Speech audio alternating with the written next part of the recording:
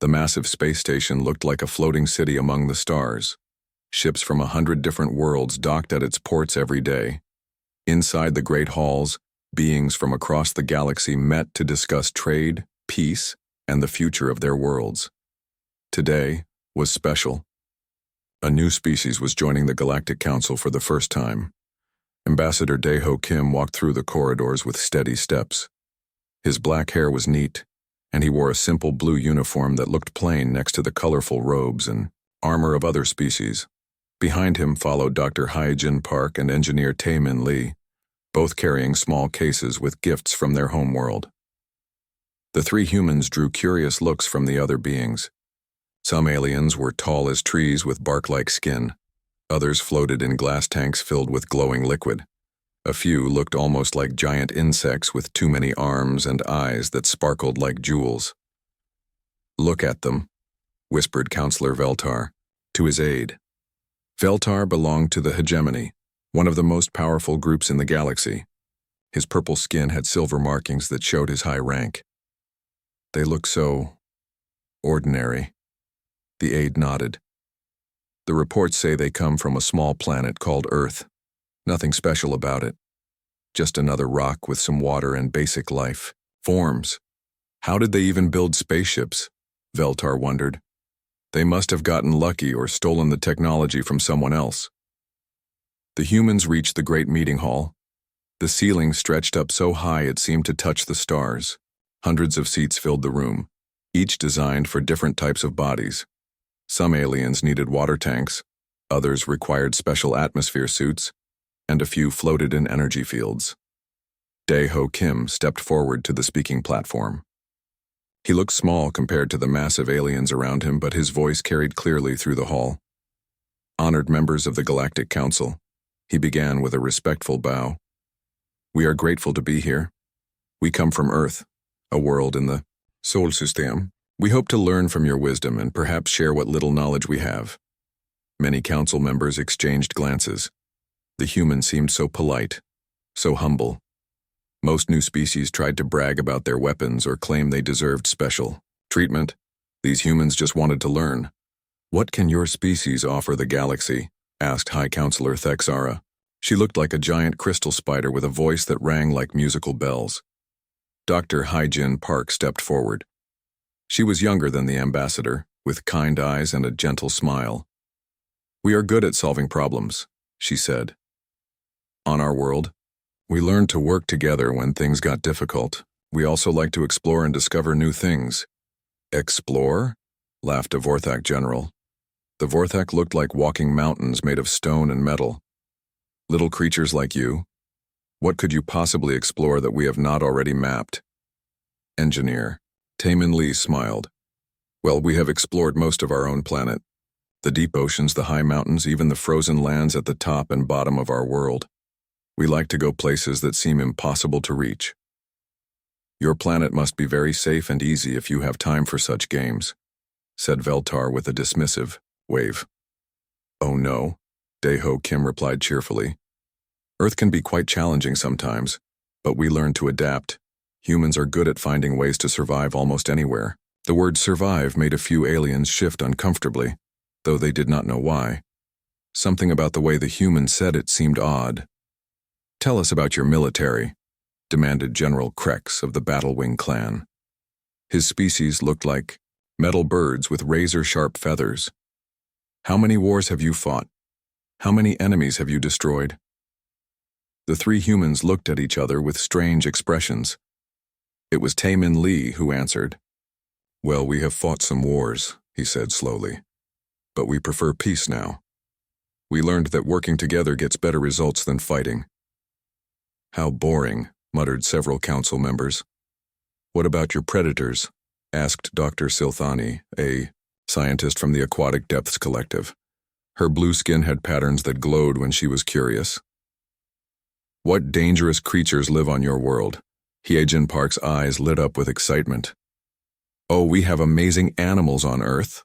Great white sharks that can grow 6 meters long, polar bears that weigh 800 kilograms, and saltwater crocodiles that have the strongest bite in the animal kingdom." The hall went quiet. Those were not small creatures. And how do you deal with such beasts? Dr. Silthani asked carefully. We respect them, Heejin Park said with a warm smile. They are beautiful creatures. Many humans swim in the oceans with sharks, and we work hard to protect all our predators from extinction. Some people even study them up close. You swim with sharks? Dr. Silthani's glow turned from blue to a worried yellow. Of course, it is quite safe if you know what you are doing, Heejin Park replied. Sharks rarely attack humans. We are not their natural prey. Several council members needed to sit down. What else do humans do for fun? Asked Veltar, though he was starting to look pale. Taemin Lee thought for a moment. Many things. We climb mountains, dive deep underwater, jump from aircraft with fabric wings, race vehicles at high speeds, and explore caves deep underground. Some humans even travel to the coldest and hottest places on our planet just to see what is there. You jump from aircraft? Gasped a flitter representative. The flitters were small, delicate beings who rarely left their climate-controlled homes. Yes, it is called skydiving. You fall through the sky for a while, then open a parachute to land safely. It is quite thrilling, Taemin Lee explained with enthusiasm. The council chamber was now completely silent except for the sound of several aliens breathing heavily through their atmosphere filters. Is your species perhaps suffering from some kind of mental illness? Asked High Counselor Thexera gently. These activities sound very dangerous. All three humans looked genuinely surprised by the question. Dangerous? Daeho Kim asked. No, these are just normal recreational activities. Every human culture has similar pastimes. We find that a little challenge and excitement helps us stay healthy and happy. Normal, repeated Veltar weakly. Yes, said Hyejin Park brightly. Though I suppose what counts as exciting might be different for each species. What do your people do for fun? The various aliens looked at each other nervously. Their idea of recreation usually involved things like reading, gentle music, or watching safe entertainment from the comfort of their homes. We have art, offered one council member. How wonderful, exclaimed Taemin Lee. We love art too. We have paintings, sculptures, music, and stories. Some of our best art comes from times when humans faced great challenges and found ways to overcome them. What kind of challenges? Asked Dr. Silthani, though she was not sure she wanted to know. Oh, natural disasters, extreme weather, resource shortages, conflicts with other groups. The usual things that happen on any populated world. Daeho, Kim said casually. The usual things he mentioned would have ended most civilizations. As the formal meeting ended, the humans distributed small gifts from their world. They gave out samples of music, pictures of Earth's landscapes, and small carved figures of various animals. One elderly archivist named Zethmos received a carving of a creature called a tiger. The human who gave it to him mentioned that tigers were beautiful hunters that could take down prey twice their size. Later, as Zethmos sat in his private chambers, he stared at the small tiger carving. Something about it bothered him. The humans had mentioned so many details about their world's predators, their dangerous activities, and their history of overcoming challenges. For a species that claimed to value peace, they knew an awful lot about survival and conflict. Zethmos activated his terminal and began searching through the galaxy's oldest records. He was not sure what he was looking for, but something told him the humans were not quite what they seemed. Outside his window, the three humans were already making friends with various alien diplomats, sharing stories and asking innocent questions about galactic history. They seemed so harmless, so eager to learn and fit in. So why did Zethmos feel like something was terribly wrong? Zethmos could not sleep. For 3 days now, strange dreams had filled his nights. He saw images of a blue and green world covered in storms, earthquakes, and creatures with too many teeth. In his dreams, he heard whispers in ancient languages, warning of something terrible from a distant star. The old archivist sat up in his bed, his forearms trembling slightly. In his long life, he had never experienced dreams like these. His species, the Kithani, were known for their perfect memory and calm minds. They did not have nightmares about things that did not exist. He looked at his desk where the small tiger carving sat next to his computer. The humans had given it to him 3 days ago, right before his dreams started. Zethmos got up and walked to his private archive. As the head librarian of the Galactic Council's historical records, he had access to information that most beings would never see. Files that were older than entire civilizations filled his databases. He started his search. With simple terms, Sol System, he typed. A few basic files appeared showing recent survey data from before the humans arrived. Nothing unusual, just a young star with several planets, one of which had developed intelligent life. Earth, he tried next. Again, only recent files. Geological surveys, atmospheric readings, and some notes about the humans' rapid technological development. But something nagged at him. Why did the name Earth feel familiar? Zethmos expanded his search to include older archives. Much older. He went back 1,000 years, then 5,000, then 10,000, still nothing. Maybe I should search for Death World, he thought, remembering what one of the humans had mentioned during their visit. Dr. Hai-Jin Park had asked him about it casually. We saw some old references to something called a Death World in your historical databases, she had said with innocent curiosity. Do you know what that means? It sounds interesting. Zethmos had told her that he had never heard the term before. But now, as he typed it into his search system, something cold ran through his body. The computer found one file. A single tiny file buried so deep in the archives that it should not have existed at all. The file was marked with symbols he had not seen in decades, symbols that meant forbidden and classified beyond all access. His hands shook as he opened the file. Most of it was corrupted or written in languages so old that even his translation systems could not read them. But he found one piece that made his blood freeze. Warning. Death World designation confirmed. Coordinates match Sol 3. Quarantine. Status. Permanent. Reason. Apex predator evolution confirmed. Civilization development probability. 0. Survival of galactic contact. 0. Recommendation. Avoid at all costs. The date on the file was over 50,000 years old. Zethmos stared at the screen for a long time. Sol 3 was what the Galactic survey teams called Earth. But this file was older than the current Galactic Council itself. How could anyone have known about Earth 50,000 years ago? He started searching more carefully, using the oldest databases and the most restricted archives. Slowly, more pieces began to appear. An ancient star map marked the Sol system with a symbol that meant Forbidden Zone. A fragment of a military report mentioned bipedal persistence hunters and recommended immediate sterilization of the breeding world. A piece of a scientific study described creatures that could adapt to any environment and survive extinction-level events through pure aggression and intelligence. All of these files pointed to the same world, Earth. While Zethmos searched, through ancient horrors in his archive, the humans continued to make friends throughout the station.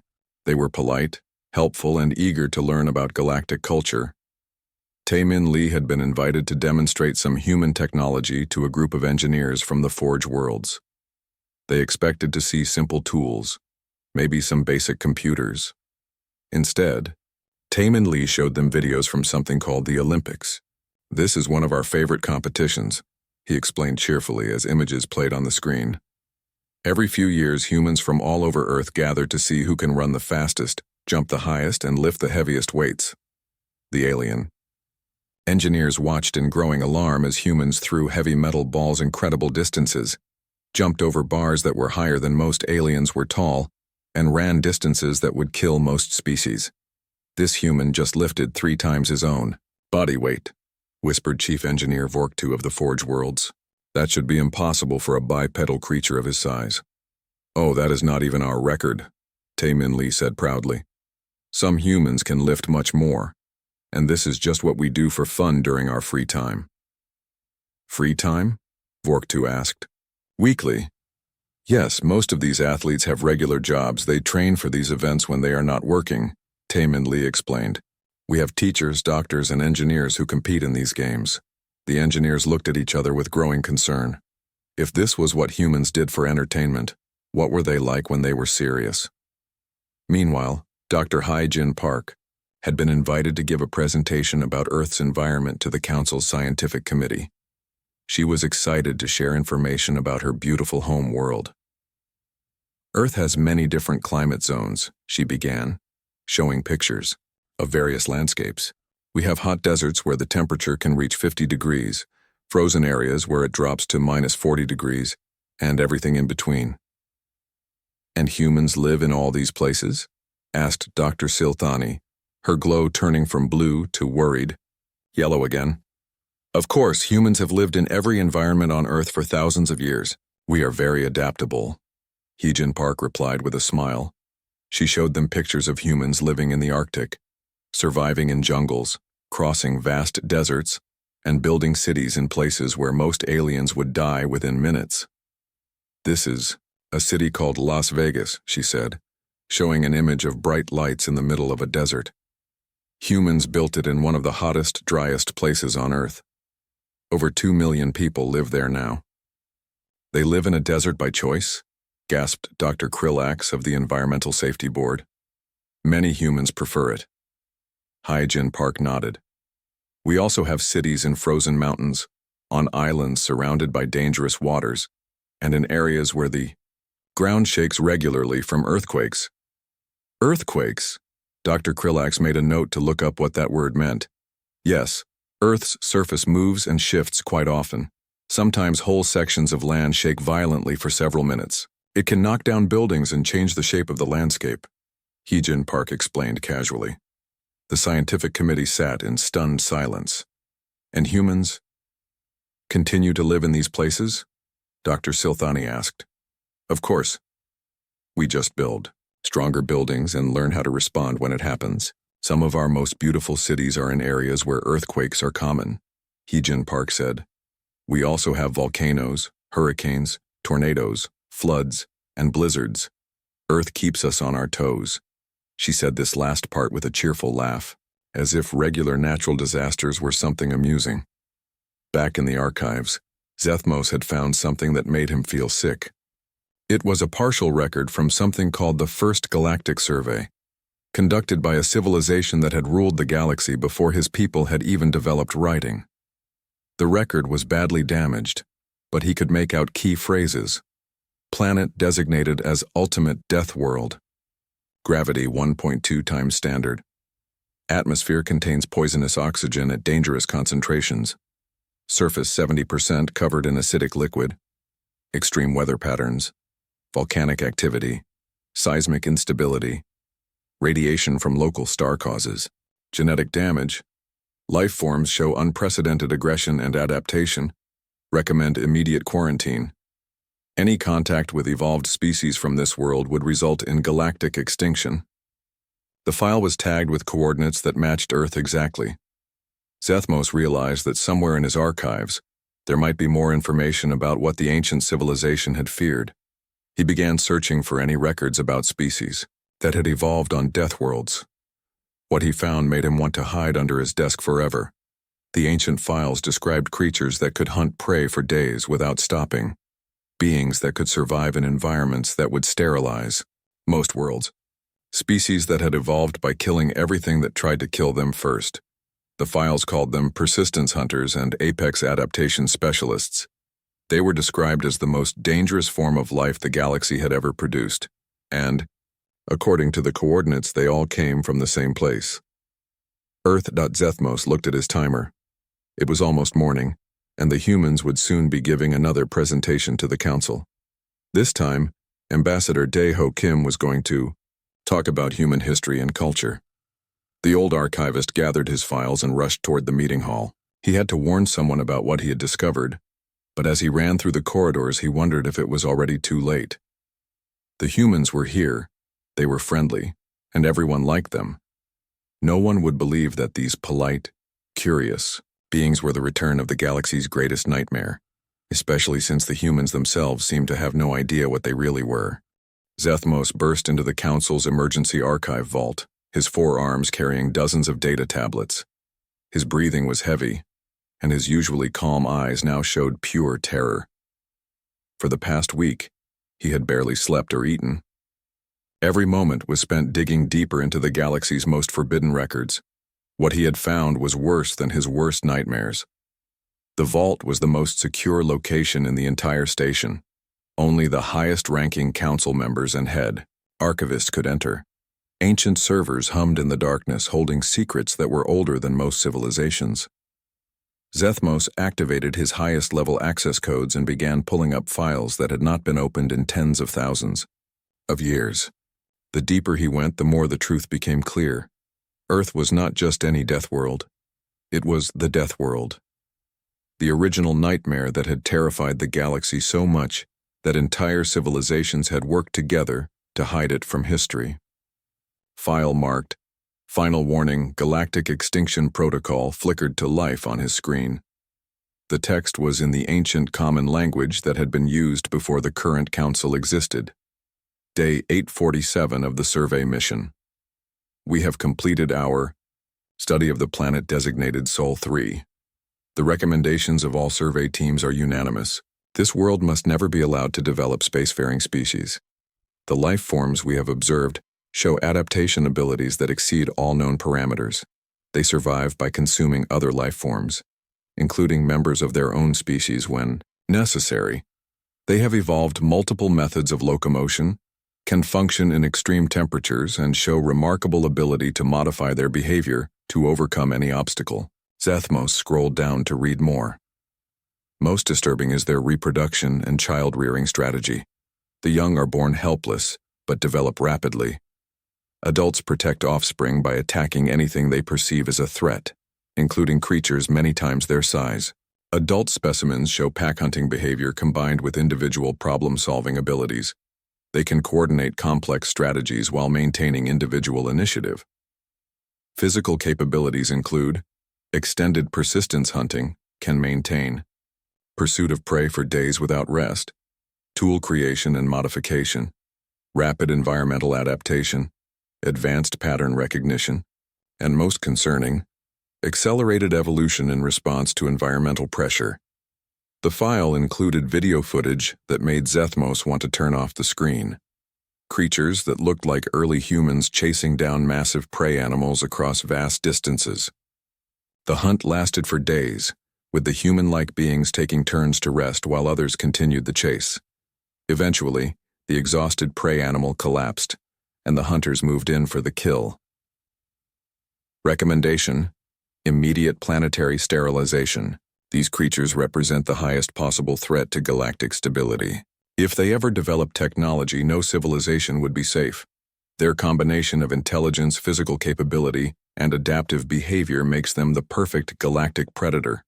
But the next file showed that sterilization had been rejected. Instead, the ancient galactic powers had chosen a different solution. Quarantine protocol approved. Planet Sol 3 to be surrounded by automated warning beacons.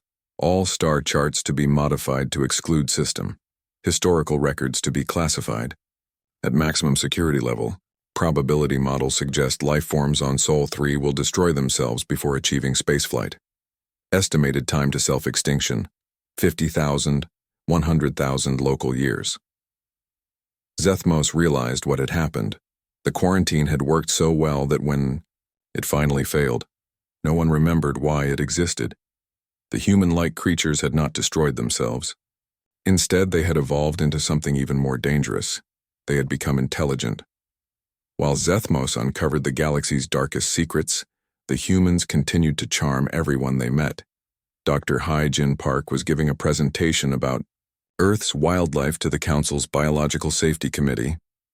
"We would like to share some recordings of our planet's amazing animals," she said with enthusiasm. "Earth has incredible biodiversity, and we are very proud of our wildlife preservation efforts." The screen lit up with images of Earth's creatures. What Dr. Hyjin Park considered amazing animals, the alien scientists saw as monsters from their worst nightmares. "This is an African elephant," she said, showing footage of a massive gray creature. "They can weigh up to 7,000 kilograms and are very intelligent. They have excellent memories and strong family bonds." 7,000 kilograms, whispered Dr. Krillax. "How do humans share a planet with such massive beasts?" Oh, we get along very well, Hyejin Park replied cheerfully. Elephants are gentle giants unless they feel threatened. Many humans work closely with elephants to help protect them from extinction. The next image showed something that made several committee members leave the room. This is a great white shark, Hyejin Park continued. They are perfect predators that have barely changed in millions of years. Some grow over 6 meters long and have rows of teeth designed for tearing flesh. And humans swim with these creatures? Asked Dr. Silthani, her glow now a sickly green color. Many humans find shark diving very relaxing. Hyejin Park nodded. Sharks are actually quite shy around humans. They prefer fish and seals. Though attacks do happen sometimes, they are very rare. Sometimes they attack humans? Dr. Silthani was now glowing bright red with alarm.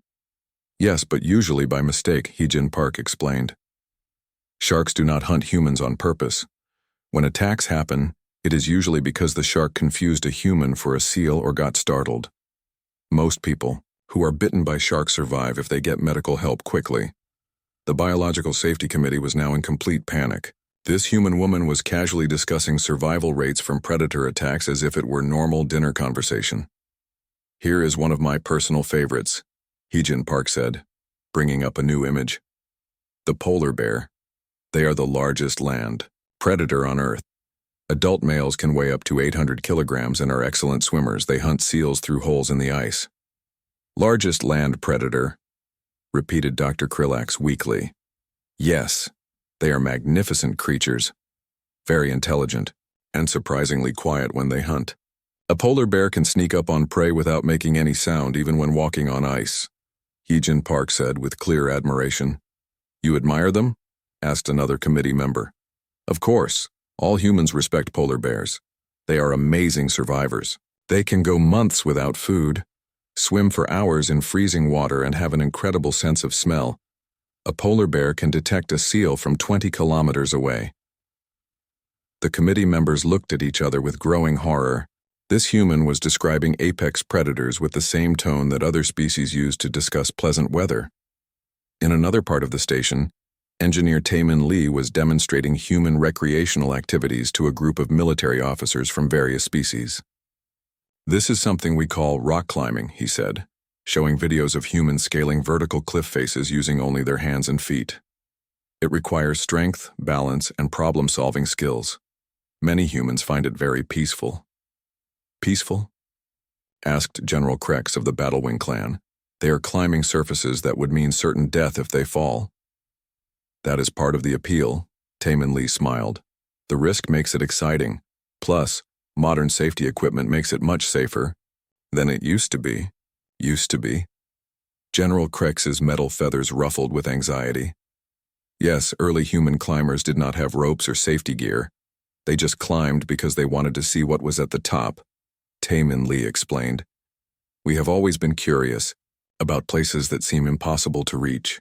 He showed them more videos, humans jumping from aircraft and falling through the sky before opening parachutes, humans diving into underwater caves, humans skiing down mountains at incredible speeds, humans surfing on massive ocean waves. This is what humans do for fun? Asked Captain Zorvak of the Deep Space Patrol. Some humans, yes. Others prefer quieter activities like reading or gardening, Taemin Lee said. But most humans enjoy at least some level of physical challenge. We get restless if life becomes too easy. Too easy? Captain Zorvak could barely speak. Yes, humans need goals and challenges to stay healthy. If everything is safe and predictable, we get bored and start looking for new mountains to climb. Literally or figuratively, Taemin Lee explained. Back in the archive vault, Zethmos had found the most terrifying file of all. It was a behavioral analysis of the creatures that had lived on Sol 3 50,000 years ago. Species psychological. Profile Sol 3 bipedal persistence hunters. Primary behavioral traits include extreme adaptability, pack coordination, individual initiative, tool creation, environmental modification, and most concerning, they appear to enjoy overcoming difficult challenges. Stress response analysis shows unusual patterns. Instead of avoiding dangerous situations, specimens actively seek them out. When faced with environmental pressure, they do not retreat or hide. They adapt their behavior and try again with new strategies. Intelligence testing reveals problem-solving abilities that exceed galactic standards.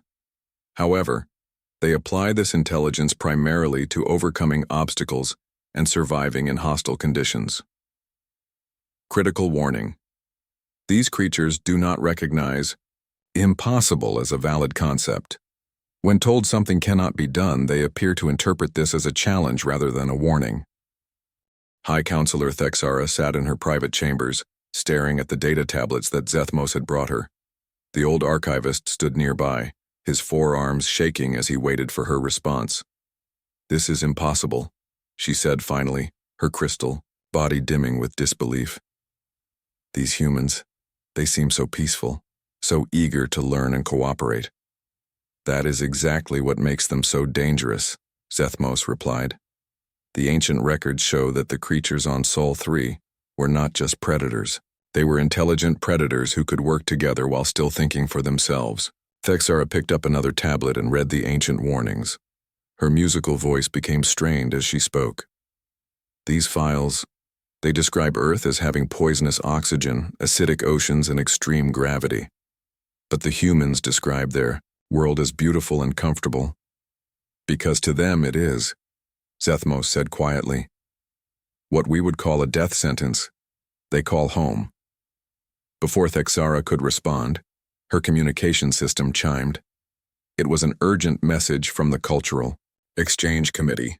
"High Counselor," came the excited voice of Committee Chairman Veltar. "You must see the presentation the humans are giving today. They are sharing their entertainment and art forms. It is most enlightening." Thexara and Zethmos hurried to the main presentation hall. Inside, Ambassador Daeho Kim stood before a packed audience of alien diplomats and cultural experts. On the large screen behind him, images from Earth's entertainment industry played in bright colors. "We are excited to share some examples of human storytelling," Daeho Kim said with his usual warm smile. "Stories are very important to human culture. They help us explore ideas, learn from the past, and imagine possible futures." The first clip showed something called a disaster movie. On screen, humans worked together to survive an asteroid hitting Earth. Cities were destroyed. The planet was covered in fire and ice, but small groups of humans kept fighting to stay alive. "This is from a film called Deep Impact," Daeho Kim explained. "It explores how humanity might respond to an extinction-level event. We find these stories both entertaining and inspiring." The alien audience watched in growing horror as humans on screen faced the complete destruction of their civilization and responded by building underground shelters, developing new technologies, and refusing to give up even when the situation seemed hopeless. "You find stories about extinction inspiring?" asked cultural expert Dr. Yathara, her tentacles writhing with distress. "Of course." Daeho Kim nodded enthusiastically. "Humans love stories about overcoming impossible odds. We have entire genres of entertainment based on survival scenarios." The next clip showed something called The Martian. A human was stranded alone on a hostile planet with limited supplies. Instead of accepting death, he used science, creativity, and pure determination to survive for years until rescue arrived. "This story is about problem-solving and refusing to give up," Daeho Kim explained. "The main character faces disaster after disaster, but he keeps finding new solutions. It shows the human spirit at its best." Dr. Yathara looked like she might faint. "He faces multiple catastrophic failures and enjoys it?" "Well, the character does not enjoy the disasters themselves," Daeho Kim clarified. "But he enjoys the challenge of solving each problem. Many humans can relate to that feeling." The presentation continued with clips from action movies, science fiction films, and adventure stories.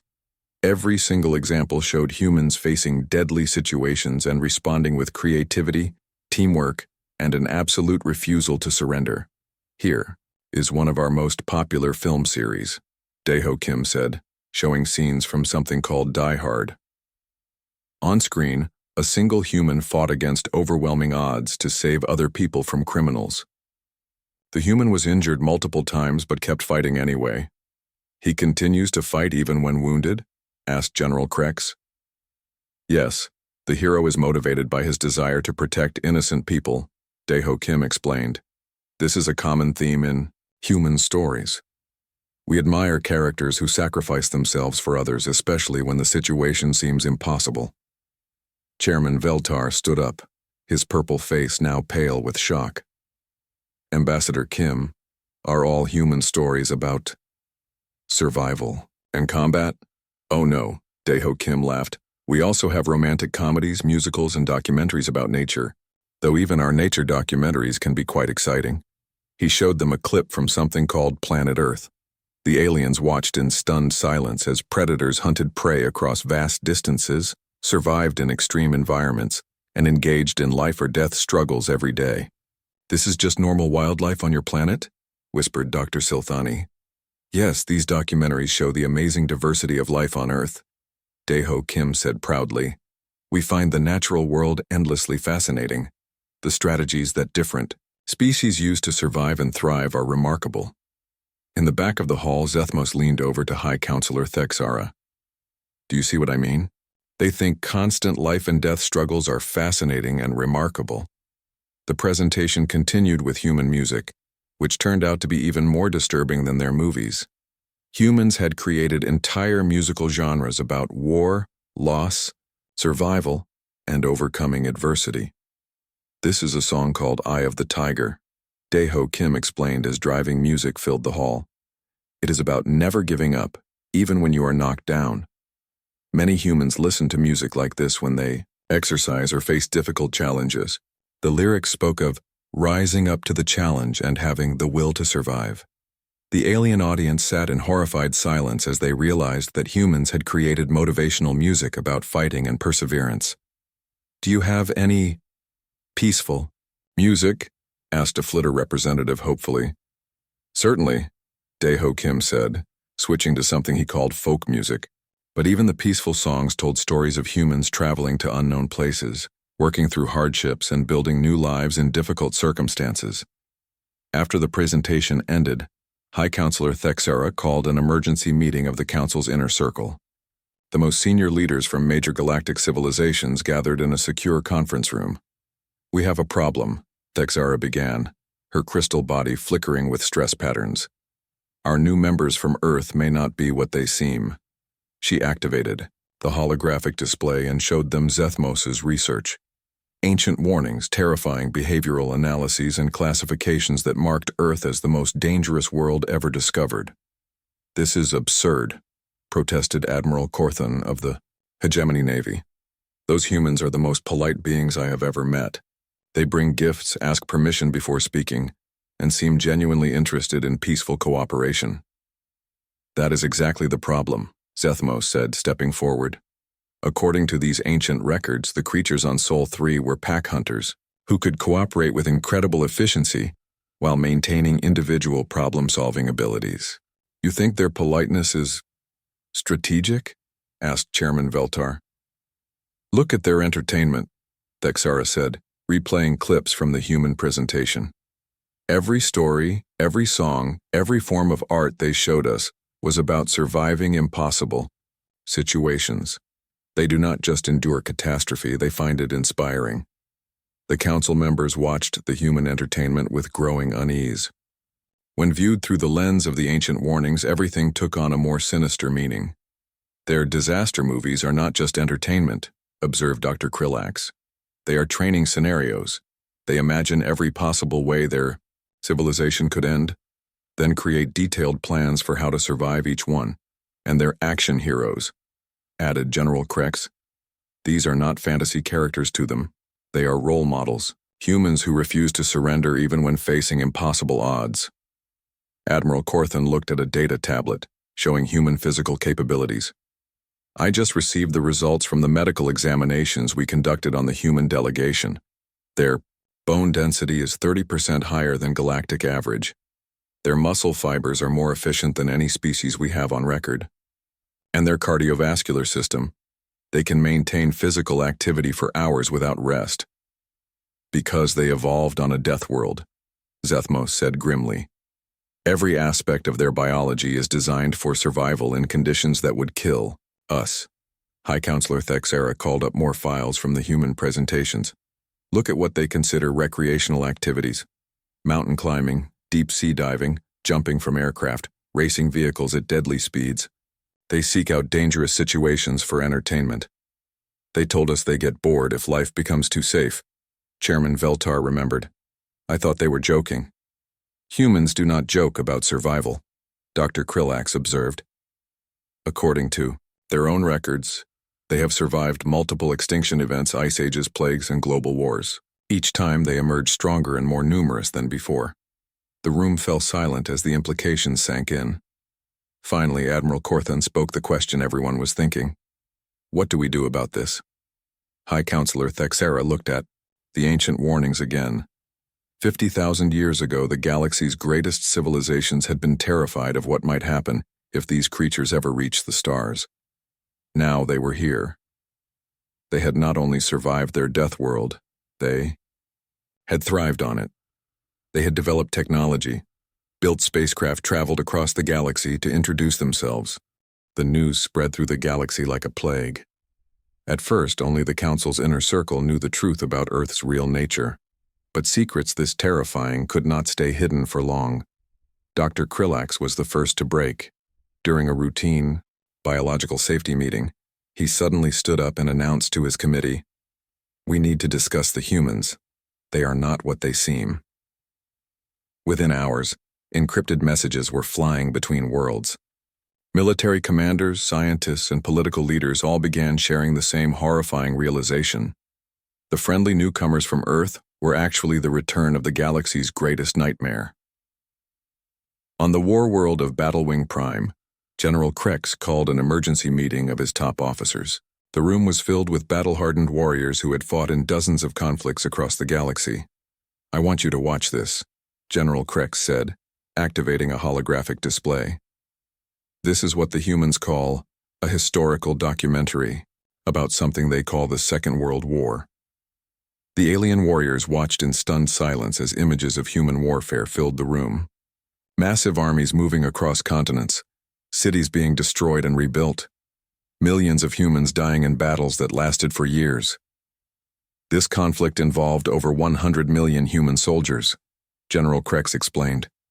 It lasted 6 of their years and covered their entire planet. When it ended, they had developed weapons capable of destroying entire cities in seconds. "How many humans died in this war?" asked Colonel Vexthul. "Approximately 75 million, General Krex replied. The room went completely silent. 75 million deaths would have ended most civilizations. It was barely a footnote in human history. And after this war?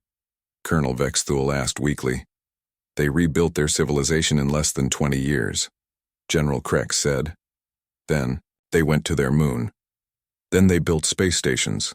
Then they came here." One of the younger officers raised a tentative claw. "Sir, how is this possible? How does any species survive such losses and become stronger?" General Krex displayed another image. It showed human population graphs over the past 1,000 years. Despite wars, plagues, natural disasters, and countless other catastrophes, the line kept going up. "Because," General Krex said grimly, "they do not just survive disasters. They learn from them. Each catastrophe makes them more prepared for the next one." On the scientific world of Deep Archive, Dr. Silthani was having similar revelations. She had been analyzing the humans' casual comments about their home planet and was horrified by what she found. "Listen to this recording," she told her research team. "This is engineer Tae-Min Lee describing what humans call natural weather patterns." The recording played Tae-Min Lee's cheerful voice. "Oh yes, we get hurricanes on the eastern coast, tornadoes in the middle regions, earthquakes along the western edge, blizzards in the north, and forest fires during dry seasons. It keeps things interesting." "He says this keeps things interesting," Dr. Silthani repeated. "Natural disasters that would evacuate entire systems, and humans consider them interesting seasonal variations." Her research assistant, a young Cathani named Mordeth, looked at the atmospheric data from Earth. "Dr. Silthani, according to these readings, Earth's weather systems regularly produce wind speeds over 300 kilometers per hour. Yes, they call those hurricanes. Dr. Silthani nodded. Humans have learned to predict them, prepare for them, and rebuild after they pass. They consider this normal planetary maintenance. Normal planetary maintenance, Mordeth repeated, faintly. The scientific team began comparing Earth's environment to other worlds. What they found defied all logic. Earth's oxygen levels were toxic to most species. Its gravity was crushing. Its weather was violently unstable. Its surface was covered in poisonous liquid that humans called water, and actually consumed for nutrition. No wonder the ancient civilizations classified it as a death world, Dr. Silthani concluded. The amazing thing is not that dangerous. Creatures evolved there. The amazing thing is that anything survived at all.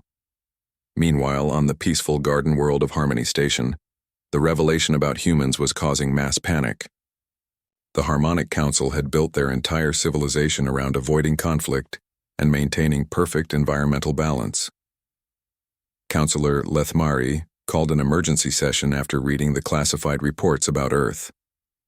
According to these files, she announced to her fellow counselors, the humans come from a world where survival requires constant adaptation to life-threatening conditions. They have no concept of perfect balance because their planet never stops trying to kill them. But they seem so peaceful, protested Counselor Vimara. They speak often of cooperation and mutual understanding. Yes, Lethmari agreed, because they learned that cooperation helps them survive impossible conditions. They are not peaceful despite being from a death world. They are peaceful because they are from a death world. The Harmonic Council struggled to understand this concept. On Harmony Station, peace came from avoiding all sources of conflict. For humans, peace came from being so incredibly dangerous that fighting was unnecessary. Back on the Council Station, Ambassador Dae-ho Kim was completely unaware of the galaxy-wide panic he and his colleagues had caused. He was having tea with a group of young alien diplomats and sharing more stories about human culture. We have a saying on Earth, he told them with a warm smile. When life gives you lemons, make lemonade. It means that when bad things happen, you should find a way to make something good from the situation. What are lemons? Asked a curious flitter diplomat. Small, sour fruits, Dae-ho Kim explained. By themselves, they are too bitter to eat. But if you add water and sugar, you can make a refreshing drink. The young diplomats nodded politely, not understanding that they had just received a perfect summary of human philosophy. Take something that would poison other species and turn it into something enjoyable. Dr. Hyejin Park was giving another presentation, this time about human medical practices. The alien doctors in her audience grew more horrified with each slide. This procedure is called surgery, she explained, showing images of humans deliberately cutting into other humans' bodies. We use it to repair damaged organs, remove diseased tissue, and fix broken bones. You cut into your own species, gasped Dr. Morpheus of the Healing Guild. Only to help them, Hyejin Park assured him. Human medicine has advanced greatly over the centuries. We can now replace damaged hearts, transplant organs from one human to another, and even reattach severed limbs. Severed limbs? Dr. Morpheus looked like he might collapse. Yes, if a human loses an arm or leg in an accident, we can sometimes surgically reattach it if the injury is treated quickly enough, Hyejin Park explained matter-of-factly. The alien doctors stared at her in shocked silence. Most species would die instantly from such trauma. Humans treated it as a routine medical procedure.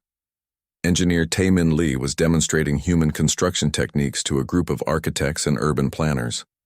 What he considered basic building practices were giving his audience nightmares. This is how we build structures in earthquake zones, he said, showing blueprints for flexible foundations and reinforced walls. The buildings are designed to move with the ground motion rather than fighting against it. Your buildings move? Asked Chief Architect Zalveth of the Crystal Cities.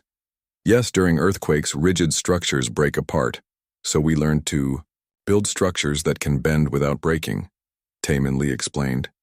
We also build in areas with active volcanoes, frequent floods, and extreme weather. You just have to plan for the local conditions. Local conditions, repeated Chief Architect Zalveth weakly. The alien planners could not understand how any species could casually build cities in places where the ground regularly moved. Mountains exploded, and the sky periodically tried to wash everything away. High Counselor Thexara received hourly reports about the growing panic throughout the galaxy. Military fleets were quietly moving to defensive positions. Scientific stations were running disaster drills. Entire civilizations were reviewing their emergency protocols, all because 3 polite humans had come to make friends.